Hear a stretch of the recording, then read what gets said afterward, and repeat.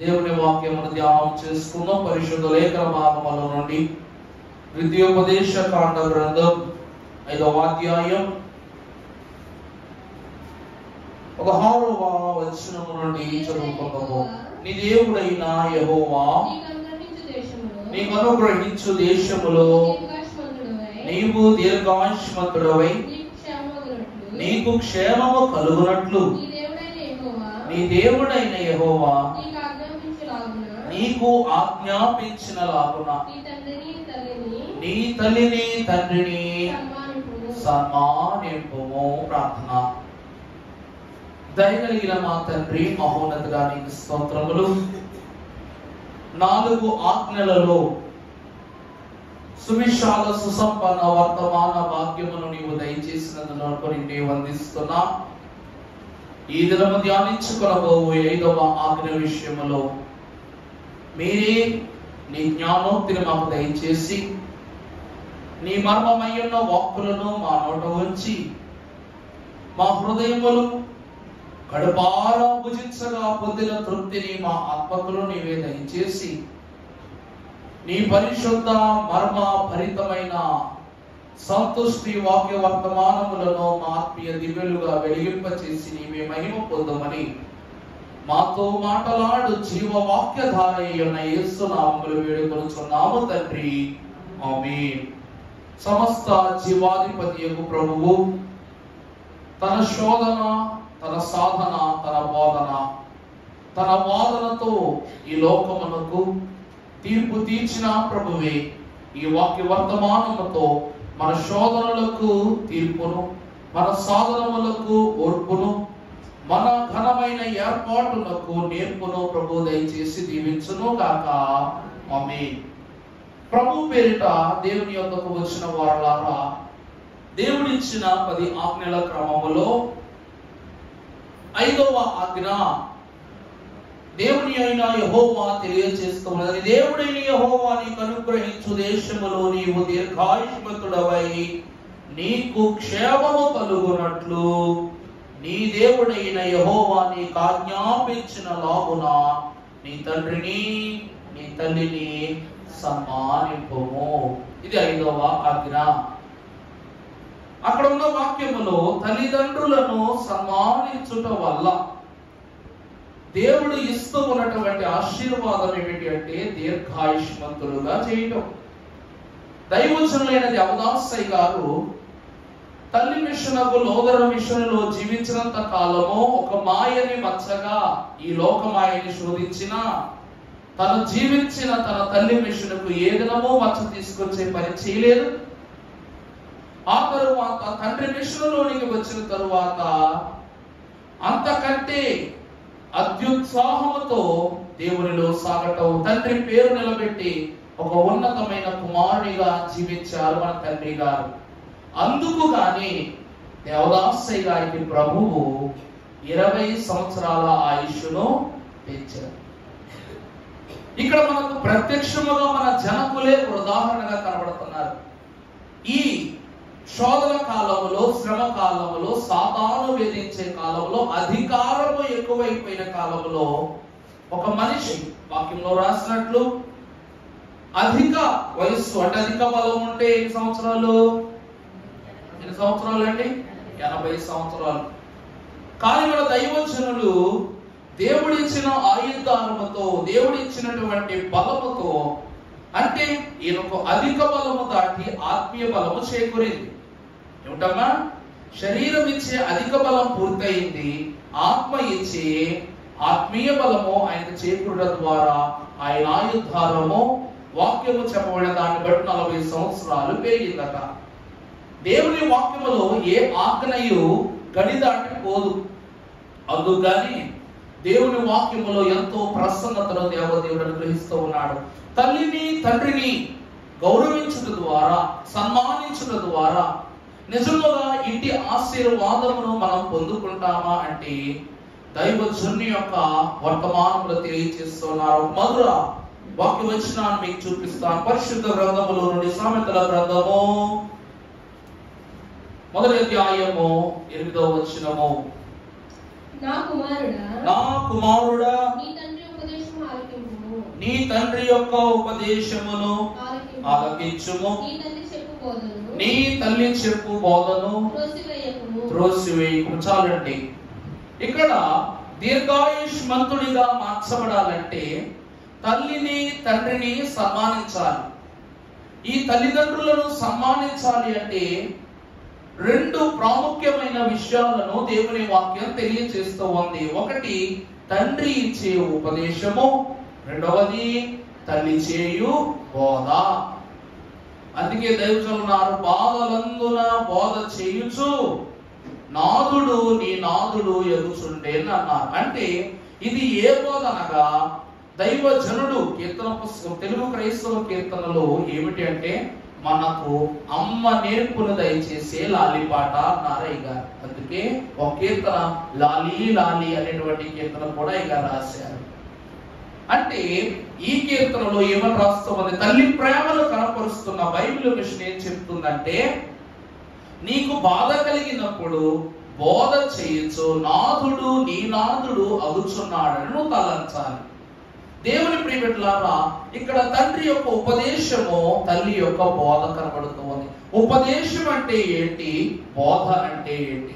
ఈ రెండు వాక్య వివరమైనటువంటి పదాల మీదే ఈ సంపూర్ణ ఆజ్ఞ నడుస్తూ ఉన్నదని మీకు తెలియజేస్తున్నా. సామెతల గ్రంథము 3వ అధ్యాయము 11వ వచనము ఒకసారి మనం జ్ఞాపకం చేసుకుంటే, అమ్మా నా కుమారుడా యెహోవా శిక్షను తృణీకరింపవద్దు, ఆయన గద్దింపునకు విసుగవద్దు. తండ్రి తనకు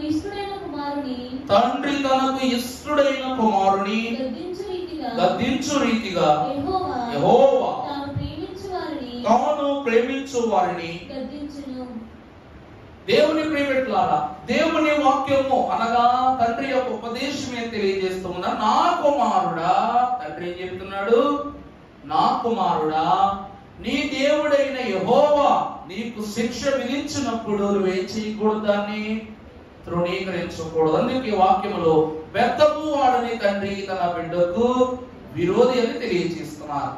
దేవుని ప్రియబిడ్డలారా, అనగా దేవుడి ఇచ్చు శిక్ష ఏదైనా నువ్వేం చేయకూడదు, తృణీకరించకూడదు. తర్వాత ఏంటమ్మా? నా తండ్రి తనకిష్టుడైన కుమారుని గద్దించు రీతిగా యెహోవా తనను ప్రేమించు వారిని. అంటే ఒక తండ్రి తనకిష్టమైన కుమారుని గద్దించిన రీతిగా దేవుడైన యెహోవా కూడా తన ప్రియ బిడ్డలైన మనలను గద్దించే వారై ఉన్నారు. అనగా మనం ఎవరమంట? జనకుని ఇష్ట జనము. దేవుని యొక్క శిక్షావిధి తెలియజేసినట్లయితే తండ్రి కొడతారు, తిడతారు, బెదిరిస్తారు, భయపెడతారు. నొప్పి కలిగించిన చోటే ఒప్పుకోలును తండ్రి మీకు దయచేస్తారని దేవుని వాక్యం చెప్తూ ఉంది. ఇక్కడ దేవుని యొద్దకు వచ్చిన వాళ్ళ ఉపదేశము అనగా నడవడికను తెలియచేయుట. ఉపదేశం అంటే ఏంటండి? ఒక నడవడికను బోధించడం. ఈరోజు చాలా చోట్ల తండ్రులు కనీసం బిడ్డలైనటువంటి వారు స్కూల్కి వెళ్తున్నారు లేదు కూడా పట్టించుకోరు. కానీ తండ్రి పట్టించుకోకపోయినా నా తండ్రి గౌరవం నేను నిలబెట్టులాగునా నేను నా తండ్రికి విధేయుడనై నా తండ్రిని గౌరవింపజేసే రీతిగా నేను బ్రతకాలనుకోవటమే ఉపదేశమును త్రోసివేయని తత్వం. దేవుని యొద్దకు వచ్చిన వారులారా, పరిశుద్ధ లేఖన భాగంలో మనకు బాగా పరిచయం ఉన్నటువంటి మహాభక్తుడు అబ్రహాము గారు మనము చూసినట్లయితే పరిశుద్ధ గ్రంథములో నుండి ఆదికాండము 22వ అధ్యాయము 7వ వచనమును మనం ఒక్కసారి చూసినట్లయితే, ఇస్సాకు తన తండ్రి అయిన అబ్రహాముతో నా తండ్రి అందుకతడు ఏమి నా కుమారుడా, అప్పుడు అతడు దహన బలియును గొర్రె పిల్లయును ఏది అని అడిగెను.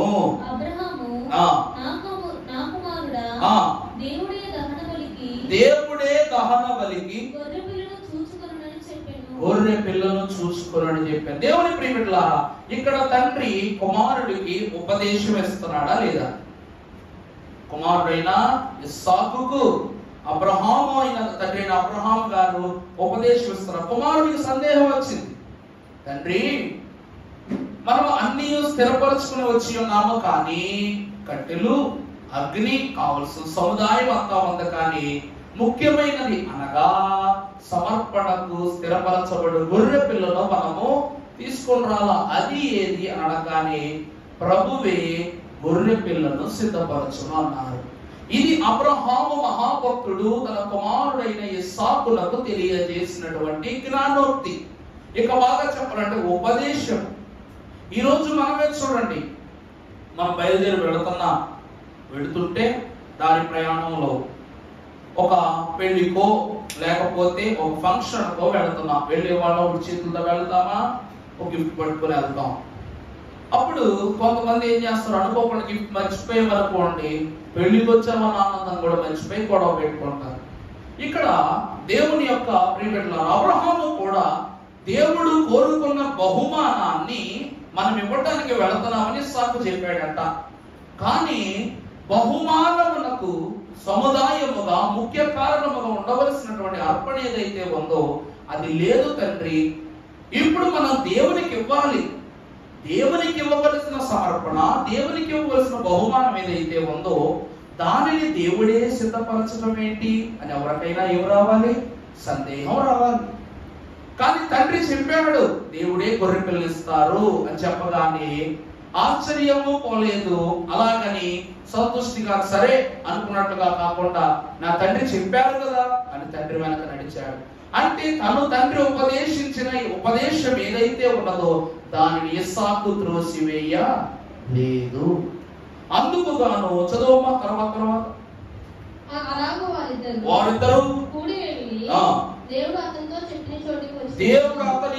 చెప్పిన చోటుకి వచ్చినప్పుడు అబ్రహాము అక్కడ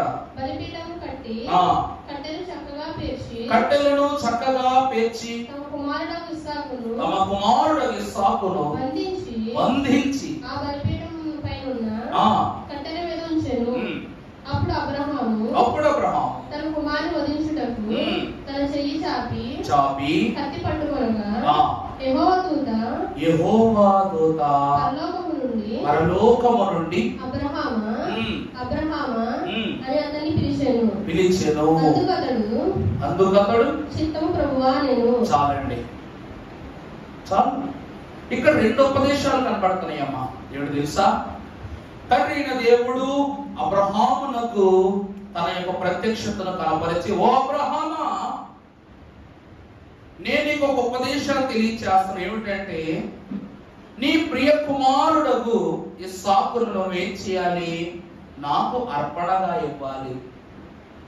తండ్రి ఉపదేశించాడు. అందుకు కుమారుడైన అబ్రహాము ఎందుకు నాయనా అని అడిగాడా? అడగలా. ఆ తండ్రి ఉపదేశాన్ని ఈ కుమారుడు విన్నాడు.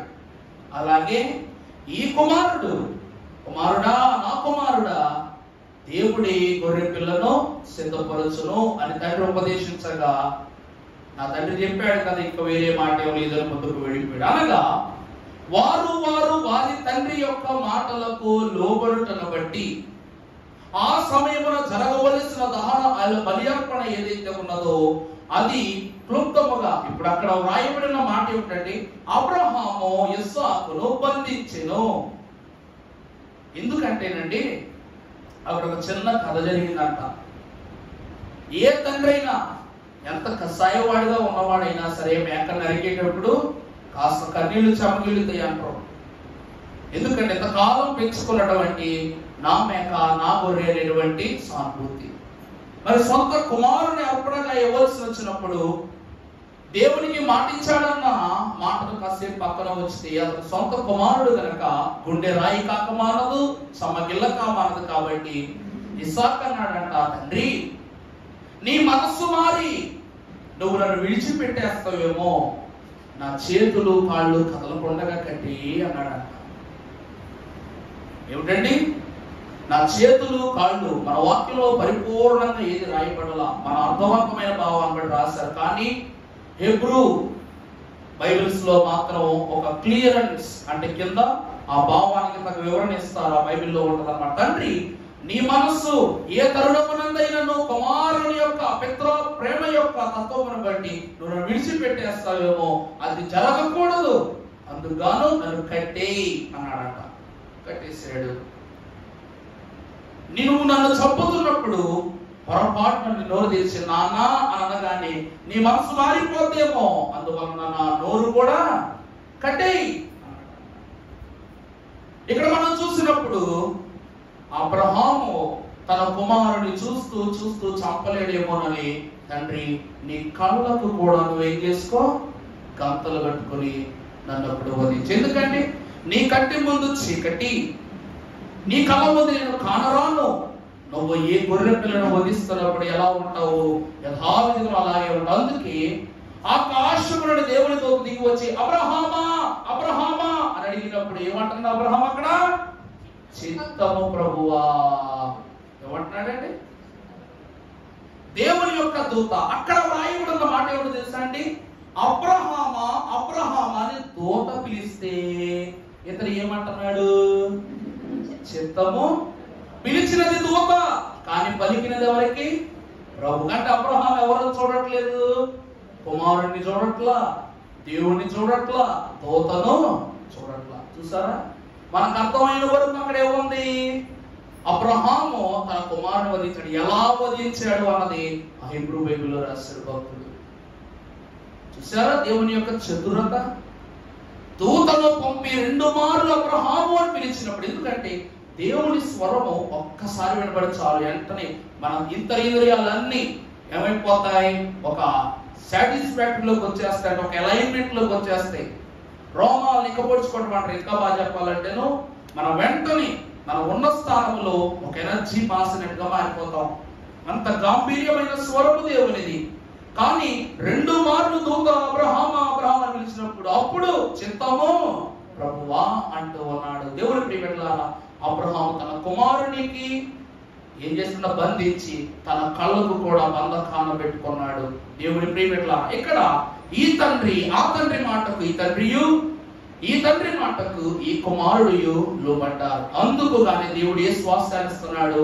నీ విధినము చేసినటువంటి సమర్పణను నేను దృష్టిలో ఉంచుకొని తరతరములకు వారి సంతతి వారికి నేను ఏమిస్తూ ఉన్నాను, వాగ్దాన భాగ్యాన్ని నేను కల్పిస్తూ ఉన్నానని దేవుడు తెలియజేశాడు. 9వ వచనం చదవమ్మా. 13 కాదు, 9వ 9 చదువు. అలాగున వారిద్దరూ దేవుడు అతనితో చెప్పిన చోటికి వచ్చినప్పుడు అబ్రహాము అక్కడ బలిపీఠమును కట్టి కట్టెలు చక్కగా పేర్చి తన కుమారుడగు ఇస్సాకును బంధించి ఆ పీఠముపై ఉన్న కట్టెల మీద ఉంచెను. అప్పుడు అబ్రహాము తన కుమారుని వధించుటకు తన చెయ్యి చాపి కత్తి పట్టుకొనగా యెహోవా దూత పరలోకము నుండి అబ్రహామా అబ్రహామా అని అతన్ని పిలిచెను. అందుకతడు చిత్తము ప్రభువా నేను. చూసారా ఏమంటారు? చిత్తము ప్రభువా. తర్వాత అప్పుడు ఆయన ఆ చిన్నవాడి మీద చేయవేయకుము, అతనినేమియో చేయకుము, నీకు ఒక్కడై ఉన్న నీ కుమారుని నాకీయ వెలితీయలేదు కనుక నీవు దేవునికి భయపడవాడవని ఇందువలన నాకు కనబడుచున్నదనెను. చాలండి, చాలు. దేవుని ప్రియబిడ్డలారా, చూసారా? దేవుని యొక్క అనగా నీ తండ్రి యొక్క ఉపదేశమును నువ్వు త్రోసివేయద్దు, నీ తల్లి యొక్క బోధను నువ్వు త్రోసివేయకూడదు, తృణీకరించకూడదు. ఇక్కడ మొదటిగా తండ్రి అయిన దేవుని యొక్క ఉపదేశాన్ని త్రోసివేయని కుమారుడైన అబ్రహాము తన కుమారుడైన ఇస్సాకునకు ఉపదేశము చేసి ఆ తండ్రి ఉపదేశమును తృణీకరించినటువంటి కుమారుడు మనకు కనబడుతూ ఉన్నాడు. అంత గొప్ప తండ్రికి ఎంత గొప్ప కుమారుడు అయ్యాడు కాబట్టి అంత గొప్ప వంశావళికి ఏమయ్యాడు? ఉన్నత విలువలను తీసుకువచ్చేటువంటి స్వాస్థ్యముగా మార్చబడ్డాడు. దైవజనులు దేవదాసయ్య గారు అన్నారు, నోరు మంచిదైతే ఊరు మంచి. అబ్రహాము ఎక్కడ అడుగు పెట్టినా అక్కడ అంతా ఆనందమే. అబ్రహామును దేవుడు ఎక్కడికి పంపినా అంతెందుకు, ఈ బలి అర్పణ పూర్తయిన తరువాత కూడా అబ్రహామును ఇస్సాకును దేవుడు ఒక పట్టణానికి వెళ్ళమంటాడు. చదువమ్మా, 10వ వచనం చదువమ్మా. అప్పుడు అబ్రహాము తన కుమారుని వధించుటకు తర్వాత వచ్చిన యెహోవా దూత పరలోకము నుండి అబ్రహామా అబ్రహామా అని పిలిచెను. అందుకు అతడు చిత్తము ప్రభువా నేను. అప్పుడు ఆయన ఆ చిన్నవాని మీద చేయి వేయకును, అతన్ని ఏమీ చేయకును, నీకు ఒక్కడైన నీ కుమారుని నాకు ఇయ్యలేదు కనుక నీవు దేవునికి భయపడవాడవని ఇందువల్ల నాకు కనబడుచున్నదని. చాలు. తర్వాత అప్పుడు అబ్రహాము కనులెత్తి చూడగా పొదలలో కొమ్మను తగిలి కొని ఉన్న ఒక పొట్టేలు వెనుక తట్టున కనబడెను. అబ్రహాము వెళ్ళి ఆ పొట్టేలును పట్టుకొని తన కుమారునికి మారుగా పెట్టి దహన బలిగా అర్పించెను. తర్వాత అబ్రహాము ఆ చోటికి యెహోవా ఈరే అని పేరు పెట్టెను. ఆ పేరుకి ఏమని పేరు పెట్టాడంట? యెహోవా ఈరే అంటే ఏంటి? దేవుడే. నువ్వు దేవుని ఉపదేశాన్ని కోరుకుంటే, దేవుడి ఉపదేశాన్ని త్రోసివేయకుండా తృణీకరించకుండా ఉంటే నీకేం కావాలన్నా ఎవరు చూసుకుంటారు? నీ తండ్రి అయిన దేవుడే చూసుకుంటారు. అనగా తండ్రి ఉపదేశమును తృణీకరించని వానికి తండ్రి ఇచ్చే దీవెన అడిగిన దానిని ఇచ్చుట, నీకు మేలైన దానిని ఇచ్చుట, మహిమ కలిగిన దానిని ఇచ్చుట మొదట ఆశీర్వాదం. ఇక రెండవ చూస్తే నీ తల్లి బోధను నువ్వు. యోహాను సువార్త 3వ అధ్యాయము 1వ వచనమును మనం చదువుకున్నప్పుడు యూదు అధికారి అయిన పరిసయ్యుడు ఒకడు ఉండెను. యోహాను 3:1 చదువు. వచ్చి బోధకుడా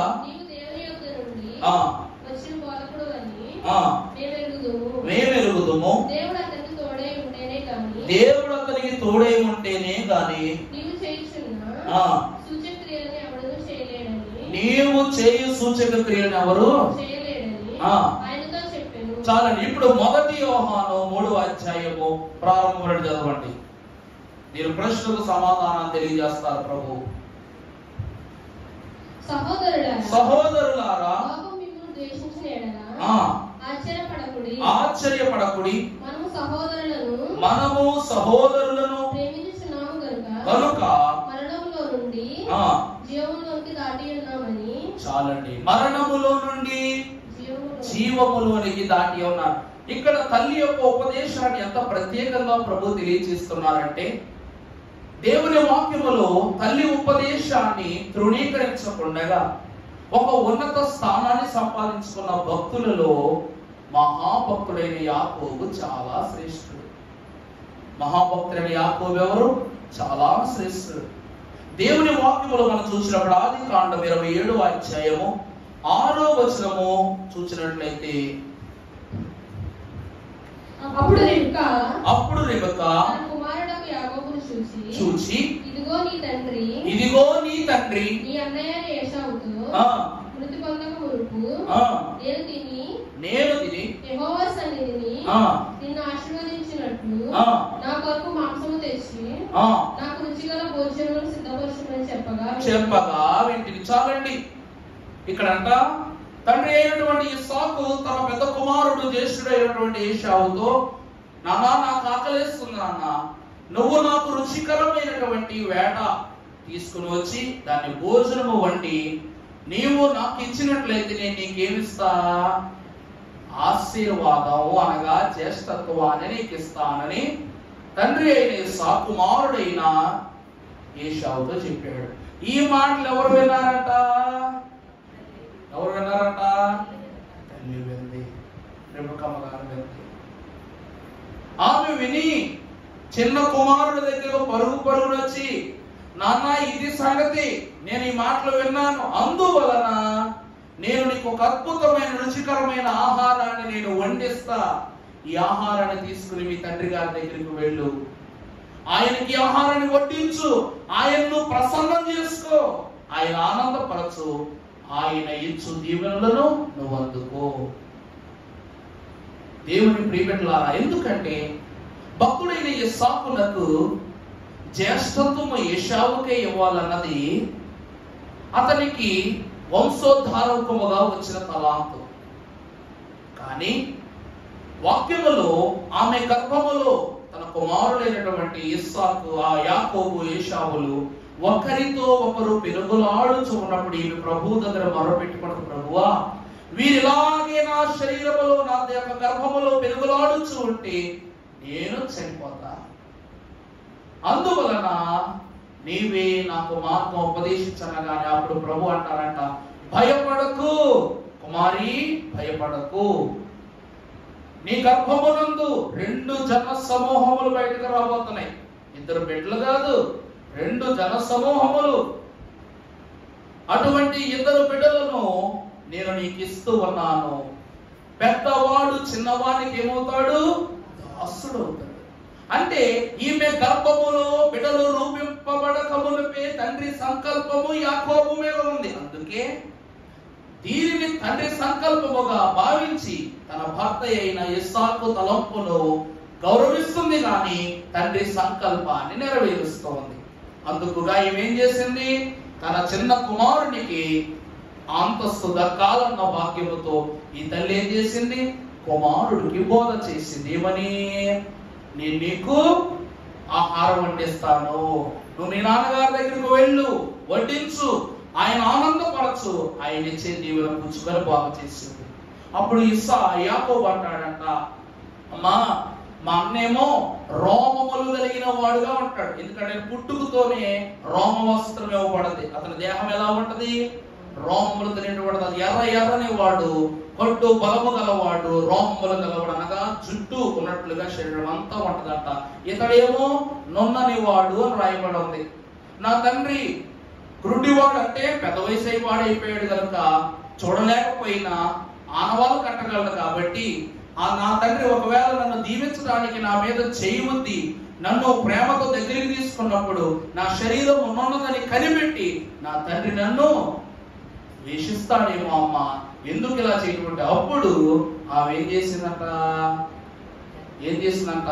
తన అన్న వస్త్రం, అంటే రోమములు కలిగిన మేక వస్త్రమును ఆమెకి ఏం చేసింది? ఏడ్చింది, కప్పుకొని వెళ్ళు అని చెప్పింది. అంటే తల్లి కుమారుని కోసము బోధ చేసింది, వంట చేసింది, ఐడియా ఇచ్చింది సంపూర్ణంగా. ఇంకా ఆమె ఎవరు? చిన్న కుమారుడికి పక్షపాతం. చిన్న కుమారుడి పక్షంలోకి వెళ్ళిపోయింది. ఎందుకంటే దేవుని సంకల్పం నెరవేర్చడం కోసం. ఈ తల్లి బోధను యాకోబు త్రోసివేశాడా? తృణీకరించాడా? తృణీకరించలేదు. కాబట్టి ఏ హక్కు వచ్చింది? జ్యేష్ఠత్వం. దైవజనులైన దేవదాసయ్య గారు అన్నారంట, అయ్యా మీరు కాలగమనమున ప్రభువు పిలుపును బట్టి వెళ్ళిపోతే బైబిల్ మిషన్కు ఆధారముగా ఎవరుంటారు అని అడిగారంట. అంటే పెద్ద దిక్కుగా ఎవరుంటారు అని అడిగారంట. అప్పుడు అన్నారు, బేతేలు గృహవాసులు అన్నారంట. ఏమన్నారండి? పెద్ద దిక్కు ఎవరు ఉంటారంట? బేతేలు గృహవాసులు. దేవుడు ఆయుష్కాలమును, ఆశీర్వాదమును, పరలోక భాగ్యాన్ని దైవజనుడికి ఇచ్చారు. అందరూ ఏమనుకున్నారంటే, అమ్మా దేవదాసయ్య గారు పాదులు అవుతారు అనుకున్నారు. కానీ ఆయన మాదిరిగానే ఉన్నారు, పాదులవల. కానీ ఆ మిషన్ యొక్క బాధ్యతను ఆయనను చేరదీసినటువంటి బేతేలు గృహానికి అప్పగించారు.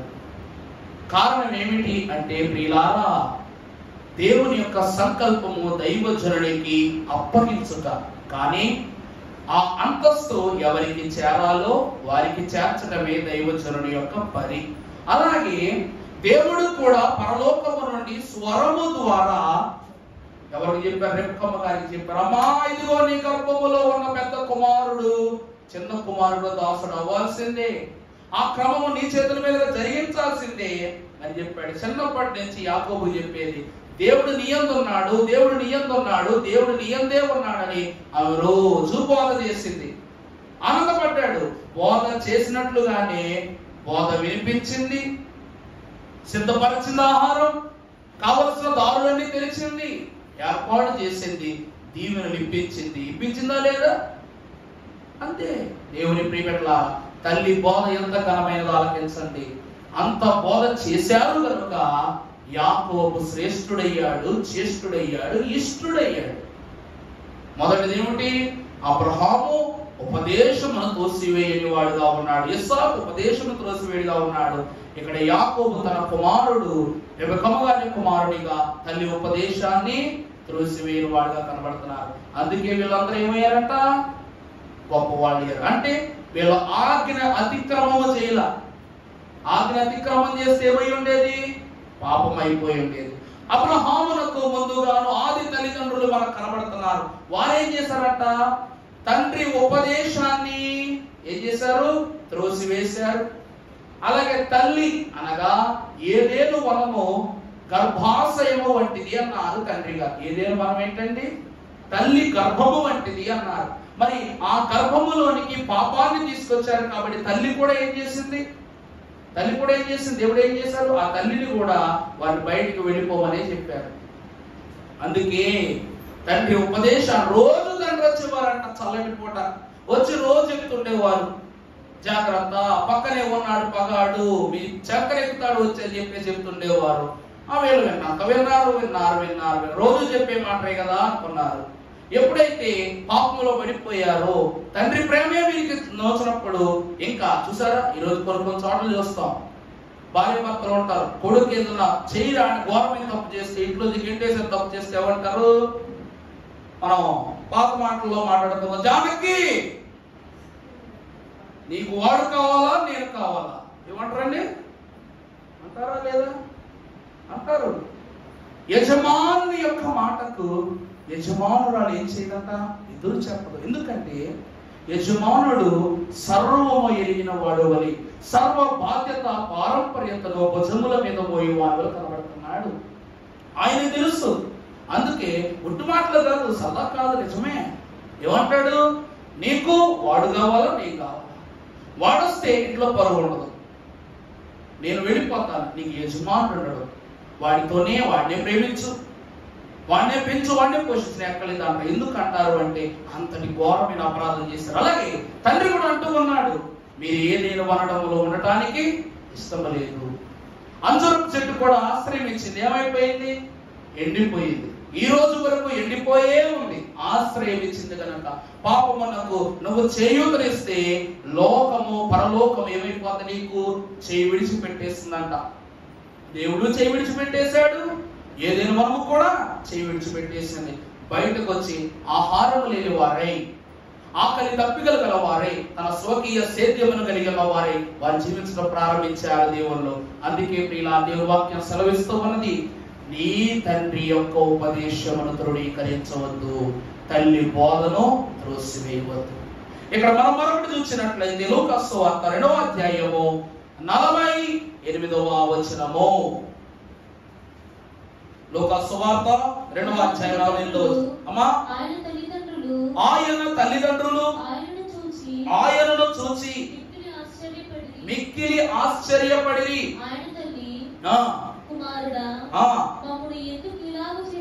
కుమారుడా మమ్ములను ఎందుకు ఇలాగు చేసితివి? ఇదిగో నీ తండ్రియు నేనును దుఃఖపడుచు నిన్ను వెదుకుచుంటిమని మీరు ఎలా నన్ను వెతుకుచుంటిరి?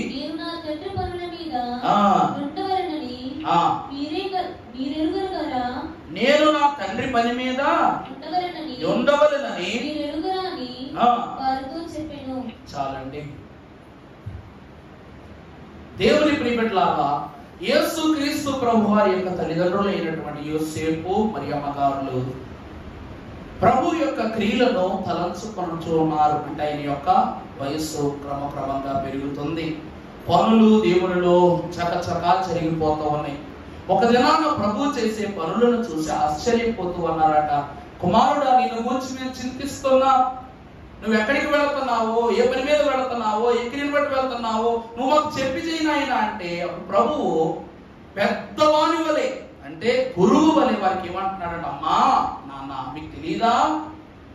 ఆనాడు దూత చెప్పిన మాట, భక్తులు చెప్పిన మాట, జ్ఞానులు చెప్పిన మాట, ప్రభువు చెప్పిన మాట మీ జ్ఞప్తిలోనికి రాలేదా? నా క్రమం ఏంటి? నా జన్మ ఉద్దేశం ఏంటి? నా తండ్రి క్రమాన్ని, నా తండ్రి నాకు అప్పగించిన బాధ్యతను పూర్తి చేయటం, దాన్ని గౌరవించి మీరు నన్ను ముందుకు పంపించాలి అని ప్రభు అంటూ ఉన్నారు. దేవుని ప్రియమిట్లారా, అందుకు గాని ఆ దినమున బయలుదేరిన యేసుక్రీస్తు ప్రభు మరలా ఎప్పుడు వచ్చారట?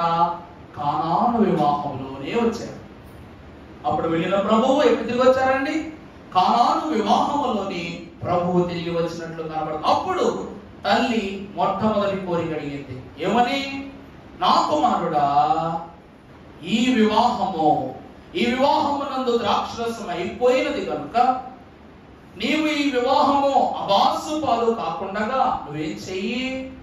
ఇక్కడ ద్రాక్షరసం ఒక అద్భుతం చెయ్యని తల్లి చెప్పింది. తల్లి బోధ చేసింది. అప్పుడు ప్రభు అంటారు, అమ్మా నా సమయం ఇంకా, నన్ను పంపిన నా తండ్రి యొక్క ఆజ్ఞ అనగా నువ్వు బోధ చేశావు, చాలా సంతోషం. కానీ మరి నా తండ్రి ఉపదేశం నా యొద్దకు రావాలిగా. అద్భుతం చెయ్యాలంటే నువ్వు చెప్పిన బోధ, నా తండ్రి ఉపదేశం రెండూ నా యొద్దకు రావాలి. అప్పుడే అద్భుతం జరుగుతుందని ప్రభువు చెప్పారు. ఆ తర్వాత రానే వచ్చింది దేవుడి యొద్ద నుండి వాక్కు. అప్పుడు 6 రాతి బాణల అంచుల వరకు దేవుడు ద్రాక్షరసాన్ని నింపాడు. అనగా తల్లిదండ్రుల యొక్క మిళితమైనటువంటి ఐక్యత వలన, అనగా ఉపదేశమును, రెండవదిగా బోధయు, రెండును, ఉపదేశము బోధ రెండో ఒకటి కాదు. కొంతమంది వాక్యోపదేశం ఇస్తారు, బోధ చేస్తారు, రెండు ఒకటే కదా అనుకుంటారేమో. ఉపదేశము వేరు. ఉపదేశం అనగా హెచ్చరిక, బోధ అనగా వారిని సదునైన మాటలోనికి మృదువైన మాటలతో చెప్పేటువంటి శుద్ధి. ఇక్కడ ప్రభువునకు తల్లి ఎప్పుడు ముద్దు చేస్తుంది, తండ్రి ఎప్పుడు హెచ్చరిస్తానే ఉంటాడు. ఎందుకంటే గద్దించని తండ్రి లేనప్పుడు ముద్దు చేసే తల్లి కూడా ఉండదు ఈ లోకంలో. అందుకని ప్రభువు తల్లి చెప్పింది, ప్రేమగా చెప్పింది, నాయన ఈ వివాహం ఏమవకూడదు, అవమానం పాలవకూడదు, నువ్వు అద్భుతం చేయి అనగానే, అమ్మా నా తండ్రి మాట నా దగ్గరికి రాలేదు, నా తండ్రి క్రమం జరిగించమని నాకు చెప్పలేదు, అది రాగా ఖచ్చితంగా నేను ఇక్కడ క్రమాన్ని అద్భుతాన్ని చేస్తానన్నారు. తండ్రి ఏది ఆమోదించారు, తల్లి మాట ఆమోదింపడింది, అద్భుతం జరిగింది. ఈ రోజు వరకు కానాను వివాహం యొక్క విశిష్టతను గురించి మనం చెప్పుకుంటున్నాం. ఎందుకంటే ఉపదేశము బోధ రెండు దేవుని యొక్క స్వాస్థ్యమును ఇతరులకు ఇచ్చేది. అంటే తల్లిదండ్రులు, దేవుని వాక్యంలో కొన్ని పేర్లు ఉంటాయండి. ఏంటో తెలుసా? ఆదాము హవ్వలు, అబ్రహాము శారా, ఇస్సాకు రెబెకా, ఇంకా ఇంకేమైనా పేర్లు తెలుసా మీకు? పౌలు మహాభక్తుడు ఒక జంటకు సేవకు చెప్పాడు. చెప్పండి, మా ఊరు చెప్తాను, నవ్వురు వెళ్ళిపోతారు. నా సంగతి చెప్పలేదంటే అమ్మ బంగారు తల్లు బంగారం అడిగా అబ్బులా దేవుడు వీళ్ళు ఎలాగ ఏర్పరచుకున్నాడంటే, వీరు మాత్రమే కాదు, వీరి పేర్లు కూడా విడిపోవడం దేవుడికి ఇష్టం లేదు. అంటే యాకోబు రాజు చాలా పేర్లు ఉన్నాయి. ఇలాగ దేవుడు ఏం చేశాడంట, అబ్రహాము వంశంలో సగం అందులో అబ్రహాము శారా, ఇస్సాకు రెబెకా, యాకోబు వీళ్ళు ముగ్గురు వారి పేర్లు కూడా విడగొట్టబడడానికి గొప్ప సేవ చేశారు. కారణం ఏమిటంటే యజమానుని మాటే యజమానురాలి మాట, భర్త మాటే భార్య మాట మన భాషలో, అనగా దేవుని మాటే సంఘము మాట. అవునా? నీ తండ్రి ఆజ్ఞలన్నిటినీ నువ్వు నెరవేర్తు అని నీకు తెలుసునా? నీకు తెలుసా? నీ తండ్రి ఆజ్ఞలు అంటే నీ తండ్రి మాటను నువ్వు నెరవేరుస్తున్నావు, అంటే నీ తండ్రి మాటను విలువిస్తున్నావు, నీ వరుడైన ప్రభువు మాటకు నువ్వు విలువిస్తూ ఉన్నావు అని తెలియజేస్తూ ఉన్నావు. అందుకే దేవుని వాక్యం అంటూ ఉంది. ఒక వచనం చూపిస్తా. 1 పేతురు రాసిన పత్రిక 14వ అధ్యాయము 4వ అధ్యాయము క్షమించండి 15వ వచనం చదవరా. మీలో ఎవడును దొంగగా గాని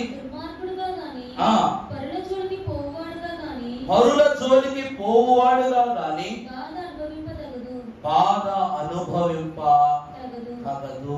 దేవుని ప్రియబిడ్డలారా, ఇప్పుడు అదే పేతురు పత్రికలో, మొదటి పేతురు పత్రికలో 1వ అధ్యాయం 14వ వచనం చదవండి.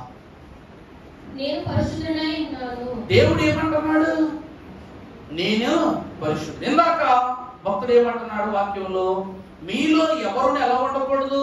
నరహంతకులుగా, పాపులుగాను, దోషులుగాను, దరిద్రులుగాను ఉండకూడదు అంటున్నాడు. ఆయన తన బిడ్డలు ఎలా ఉండాలి అంటే, తండ్రి చేసిన ఉపదేశాన్ని బట్టి తన బిడ్డలు ఎలా ఉండాలని కోరుకుంటున్నాడంటే, నేను పరిశుద్ధుడను కనుక ఇప్పుడు చదువు ఒకటిని చేయమ్మా, నేను పరిశుద్ధుడనై ఉన్నాను ఉండుడి. తర్వాత కాగా మీరు విధేయులకు పిల్లలై మీ పూర్వపు ఆజ్ఞ దశలో అజ్ఞాన దశలో చదువు, మీకుండిన ఆశలన్నిటిని అనుసరించి ప్రవర్తింపక మిమ్మును పిలిచిన వాడు పరిశుద్ధుడై ఉన్న ప్రకారము మీరు సమస్త ప్రవర్తన యందు చాలా దేవుని బిడ్డలారా, ఈ మాట ఎంత గొప్పదో తెలుసా? ప్రభు ఏమంటున్నాడంటే, నేను పరిశుద్ధుడు నాకు తెలుసు, మీరు పరిశుద్ధుడు మీకు తెలుసా? నేను పలికే ప్రతి మాట పరిశుద్ధమైనదని నాకు తెలుసు, నేను పలికే ప్రతి పరిశుద్ధమైన మాట మీకు తెలుసా?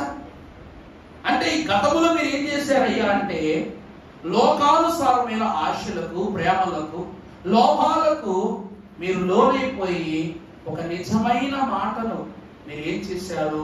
త్రోసి వేసిన వారుగా ఉన్నారు.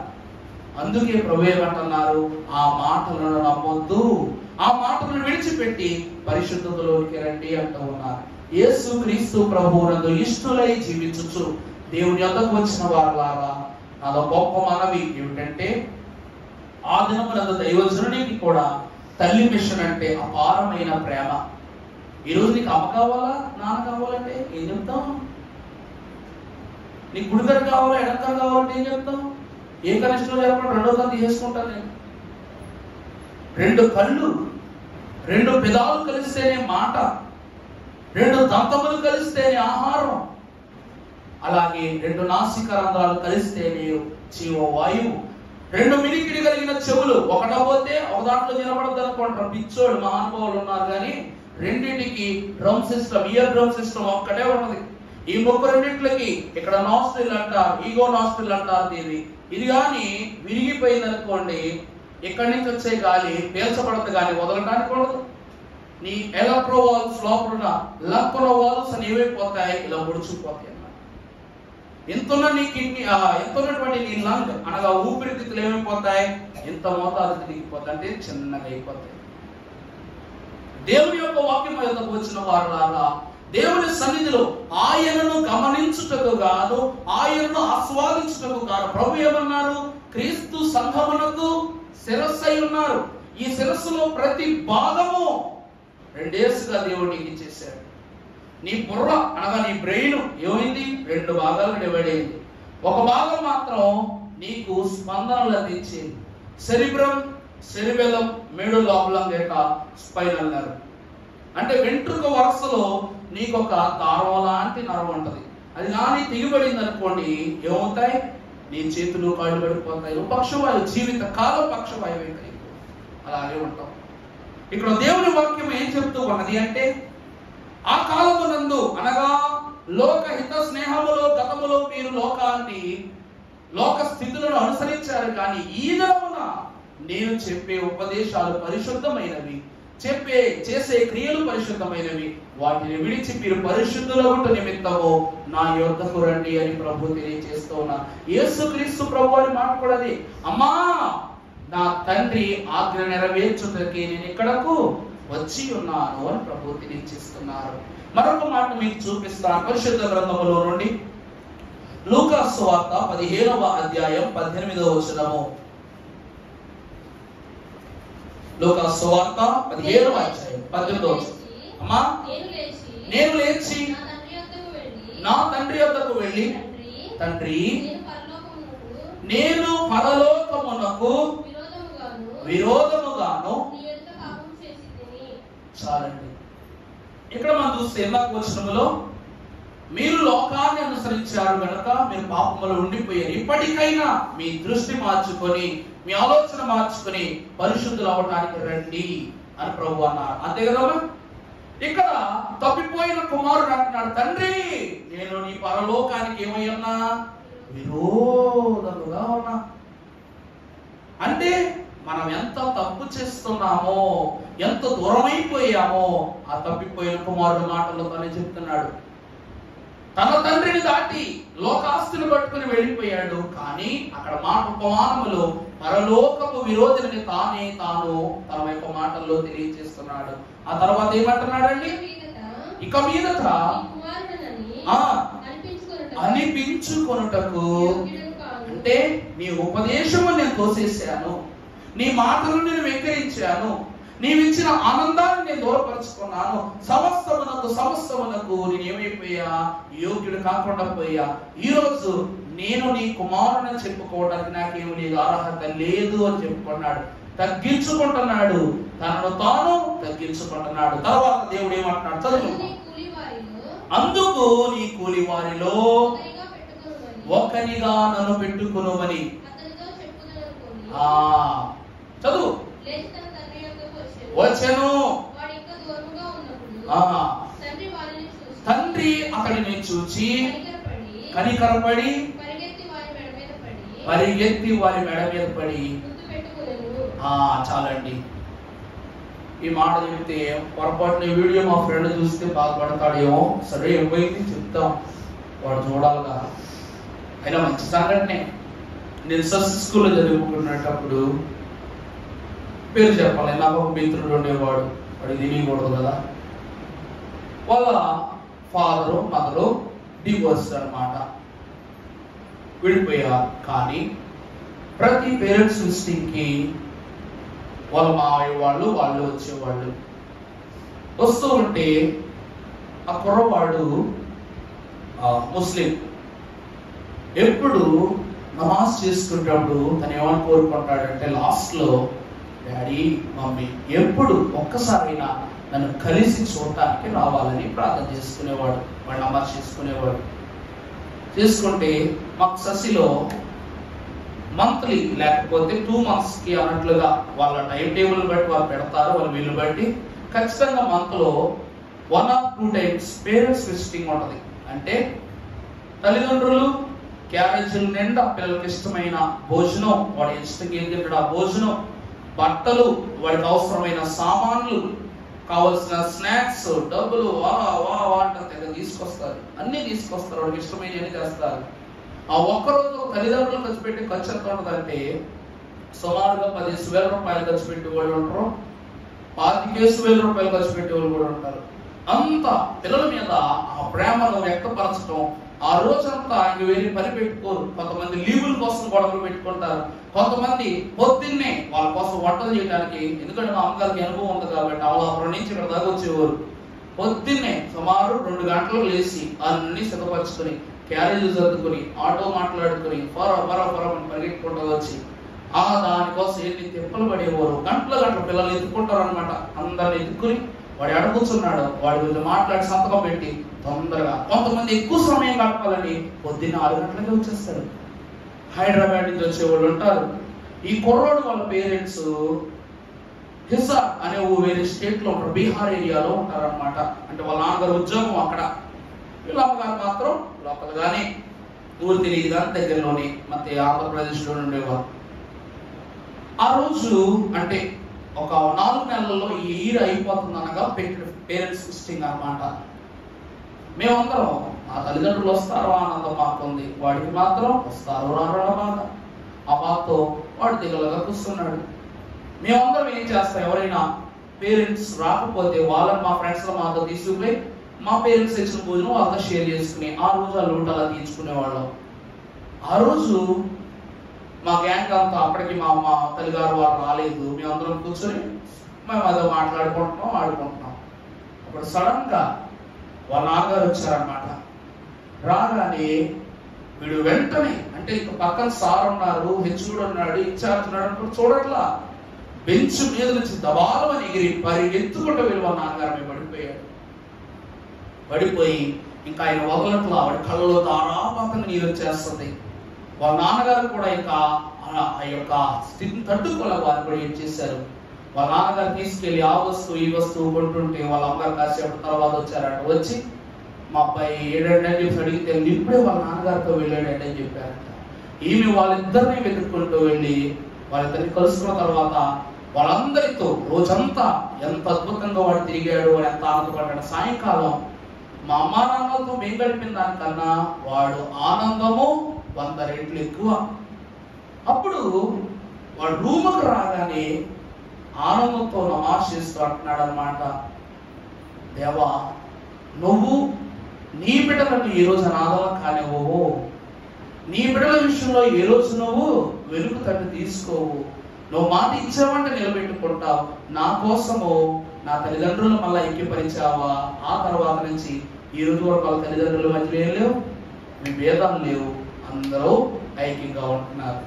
ఇప్పుడు వాడు శాన్ ఫ్రాన్సిస్కో, యుఎస్ లో శాన్ ఫ్రాన్సిస్కోలో ప్రాజెక్ట్ మేనేజర్ గా చేస్తున్నాడు. దేవుడు చూశాడు. దేవుని ప్రియమిట్లారా, ఇక్కడ భక్తుడి యొక్క మాట, నువ్వు ఏ స్థితిలోనే ఉండు కానీ నీ తండ్రికి నువ్వు ఎప్పుడూ గొప్పవాడివే, నీ తల్లికి నువ్వు ఎప్పుడూ గొప్పవాడివే. అక్కడ తప్పు ఒప్పుకోవడం ద్వారా తండ్రిలో కుమారుడి మీద ఉన్న గౌరవం పెరిగిపోయింది, తండ్రికి కుమారుడి మీద ఉన్న ప్రేమ పెరిగిపోయింది. ఉన్న కుమారుని కన్నా మార్పు పొంది వచ్చిన కుమారునిలో ఉన్న ఔన్నత్యాన్ని తెలియజేసిన, అంటే ఈ కుమారుడు తండ్రి గొప్పతనాన్ని తెలుసుకుని వచ్చాడు వెనక్కి. ఈ రోజు మనము కూడా లోకము లోకము లోకము తప్పు చేశామేమో, దేవుడు క్షమించడేమో అని ఎప్పుడు వెనక్కి వెళ్ళిపోతాం. ఒక్కసారి ఎవరైనా తోసేస్తారేమో గాని నీ తండ్రి గొప్పవాడు నిన్ను చేర్చుకుంటాడని ప్రేమించి నువ్వే నమ్మకపోతే ఇంకా మిగిలిన వారు అవుతారు. అందుకే తప్పిపోయిన కుమారుడు తండ్రి ఔన్నత్యము తెలిసి వెనకొచ్చాడు. తండ్రి నీ ప్రేమను పొందుకోవడానికి నేను తగను, అందుకు గాను నాకు కూలివాడి స్థానం ఇవ్వమని కోరుకున్నాడు. తండ్రి యజమానుని స్థానమే చేశాడు. అందుకే ఉపదేశాన్ని మరవకూడదు, బోధలో త్రోసివేయకూడదు. ఇక ఆఖరిగా ఒక మాట చూపిస్తారు. మత్తయి సువార్త 20వ అధ్యాయము 20వ వచనము. అప్పుడు జబదాయి కుమారుల తల్లి తన కుమారులతో ఆయన యొద్దకు వచ్చి నమస్కారము చేసి మనవి చేయబోగా ఏమని నీకేం కోరుచున్నావని ఆయన అడిగాను. అందుకని నీ రాజ్యమందు నా ఇద్దరు కుమారులలో ఒకరు నీ కుడి వైపున ఒకడు నీ ఎడమ వైపున కూర్చుండ సెలవిమ్మని ఆయనతో అనెను. ప్రభువునందు ప్రియులారా, జబదయి కుమారులు అనగా యేసుక్రీస్తు ప్రభువారి శిష్యులలో సహోదరులైనటువంటి యోహాను యాకోబుల తల్లి ప్రభువారి యొద్దకు తన కుమారునిద్దరిని తీసుకుని వచ్చి కోరిక అడిగింది. ఏమని? నీ రాజ్యములో ఒక కుమారుడు కుడి ప్రక్కగా, ఒక కుమారుడు ఎడమ ప్రక్కగా నీవు నిలువ పెట్టుకోని అడిగింది. తల్లి గొప్పతనం కనబడుతుంది అక్కడ. తల్లి తన బిడ్డల పట్ల చూపించే ప్రేమ కనబడుతుంది. అందుకు ప్రభు ఏమంటున్నారు కదమ్మా? అందుకు యేసు మా నువ్వు ఏమడుగుతున్నావో అది మీకు తెలియదు. నేను త్రాగబో గిన్నెలోనిది మీరు త్రాగగలరా?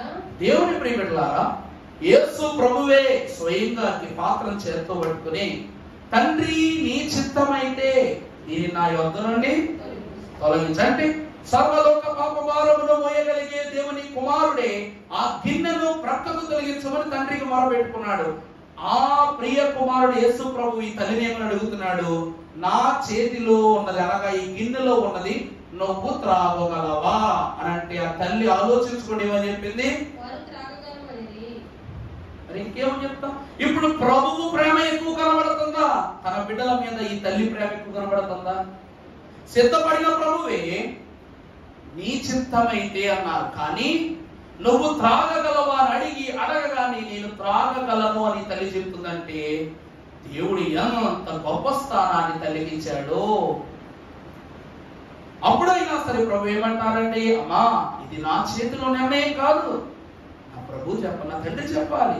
కానీ ఖచ్చితంగా తండ్రి ఆ స్థానాన్ని యోహానికి ఇచ్చారా లేదా? పరలోక పునాదుల్లో నిలబెట్టుకున్నారా లేదా?